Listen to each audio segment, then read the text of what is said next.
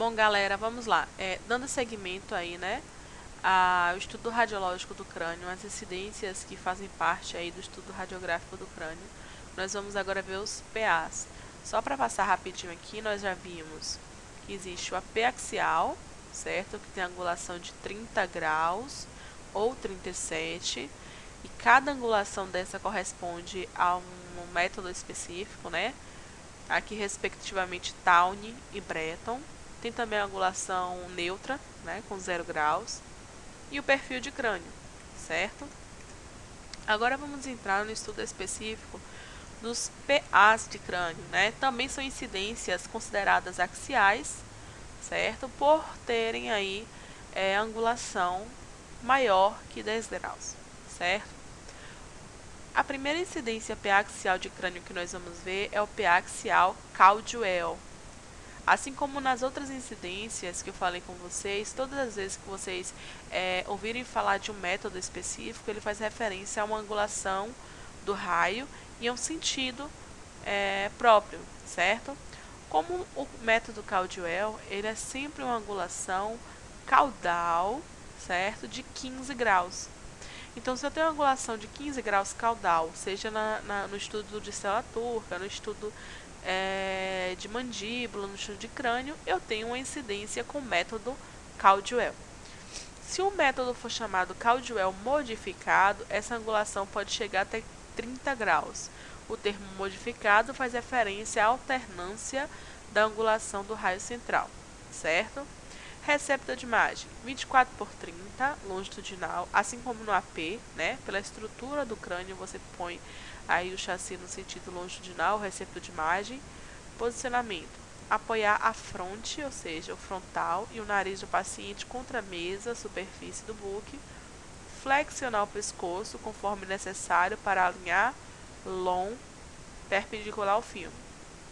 Alinhar o plano médio sagital perpendicular à linha média do porta-filme ou mesa-superfície de book para evitar rotação e ou inclinação da cabeça. Tem que estar reto.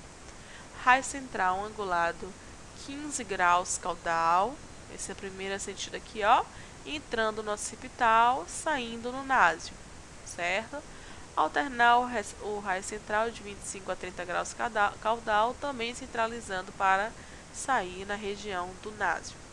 Tempo φ, 1 metro, certo? Caldwell, 15 graus caudal. Uma outra incidência, né, também classificada como incidência especial para o estudo radiográfico de crânio, é a incidência de submentovértice, também chamado de método de Hertz. Neste método, eu tenho um posicionamento totalmente diferente daquilo que é chamado convencional PA-AP, posicionamentos mais básicos, né, para a incidência de crânio. É um posicionamento que consiste em estender, né, a cabeça até encostar o vértex ou topo do crânio aí no book. É uma incidência que pode ser realizada tanto na estativa quanto no book mesa, certo? Mas o ideal, até mesmo para posicionar o paciente, seria até mais fácil, é você fazer na estativa, porque no book mesa você precisa de um suporte que muitas vezes o serviço não tem, certo? Receptor de imagem 24 por 30 longitudinal, posicionar o paciente sentado de costas para a estativa, cerca de 30 centímetros distante, e fazer uma hiperextensão ou dorsoflexão do pescoço, jogar a cabeça para trás, apoiando a vértice da cabeça na estativa, com o plano médio sagital na linha central da estativa. Linha infraórbito meatal paralela e a linha glabela alveolar perpendicular à estativa, certo? Raio central perpendicular, horizontal, se for aqui no book, mural, né, na estativa, entrando 3 centímetros abaixo do mento, que é a parte inicial aqui do queixo, certo? Da mandíbula, saindo no centro do vértex da cabeça e direcionado ao centro do receptor de imagem. Quais são as patologias que são evidenciadas com o método de Hertz? Patologias ósseas avançadas das estruturas internas do osso temporal, base do crânio, fraturas de base do crânio, e também essa posição ela é uma posição extremamente desconfortável para o paciente. Então é bem interessante E o correto a ser realizado é que você posicione o paciente rápido, ou até mesmo faça um teste com ele antes da irradiação da região, né? Para que você fique com ele nessa posição o menor tempo possível, ok?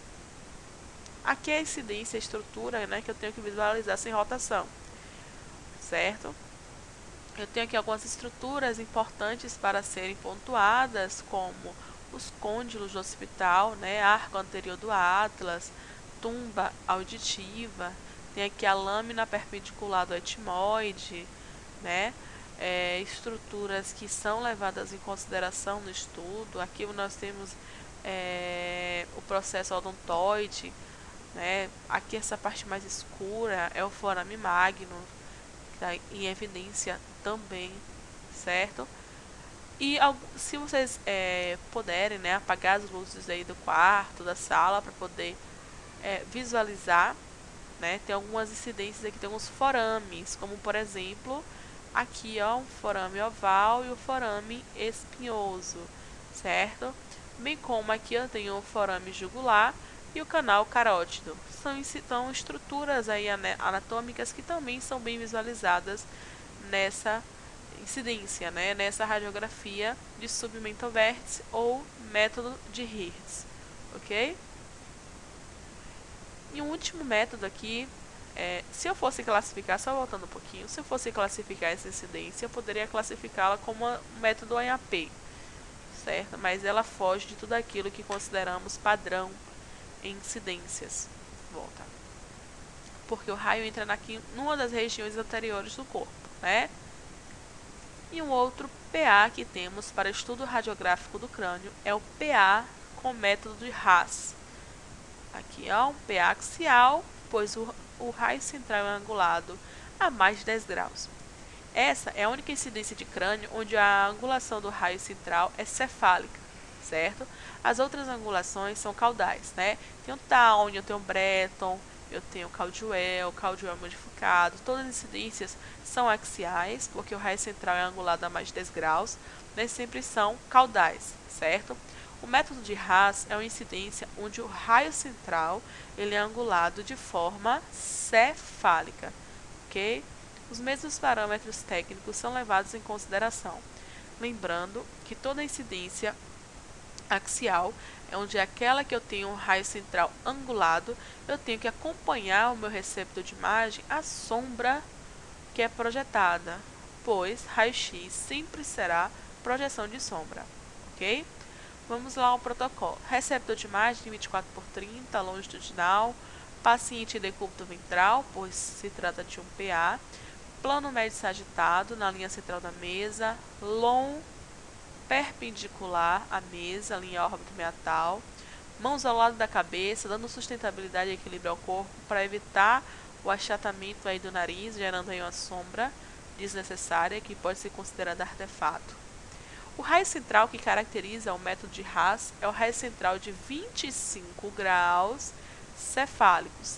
Entra no occipital e sai na glabela, pois a projeção dele é cefálica, certo? Diferentemente das projeções caudais, que entra no occipital e sai no osso náseo.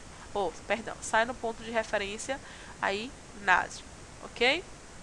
Temos aqui uma observação. A margem superior do chassi deverá estar 2 centímetros acima da sombra da cabeça. Como eu disse, raio-x é projeção de sombra e devemos sempre levar em consideração aí até onde essa sombra é projetada para que possamos posicionar de forma correta o receptor de imagem para não perder nenhuma estrutura que se queira visualizar, certo?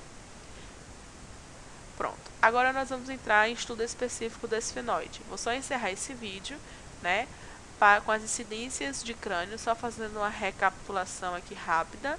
Vimos o PA axial, método de Haas.